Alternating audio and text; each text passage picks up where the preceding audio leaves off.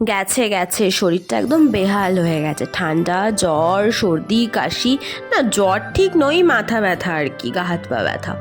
তো আমি হলাম তিথি, আমার একটা ভ্লগে তোমাদেরকে আবার ওয়েলকাম। সকালবেলা একটু ওটসের স্মুদি বানিয়ে মাকে দিলাম খেতে, নিজেও খেয়েছিলাম উইদাউট সুগার। হেলদি থাকার চেষ্টা করছি, কিন্তু আর হেলদি থাকতে পারলাম না। বেশ একটু খিদে খিদে পাতে ব্লিঙ্কিট থেকে কী সব ভুলভাল জিনিসপত্র অর্ডার করেছি।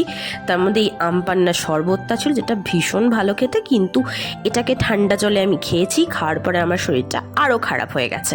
তারপরে বেসিক্যালি রোজকার মতো লাঞ্চ করে নিলাম। লাঞ্চ করে নিয়ে একটা ঘুম দিয়ে ফেলছি, কারণ শরীরটা অসম্ভব খারাপ লাগছিল। বিকেলবেলা একটু চা বানিয়েছি। চা বানানোর পর আমার মনটা করছিল যে একটু বাইরে যাই, গিয়ে একটু টাকাটা নষ্ট করি। তাই একটু বেরিয়ে ভুলভাল কয়েকটা জিনিস এনে আবার আমি ঠান্ডা ঠান্ডা জল খেয়েছি।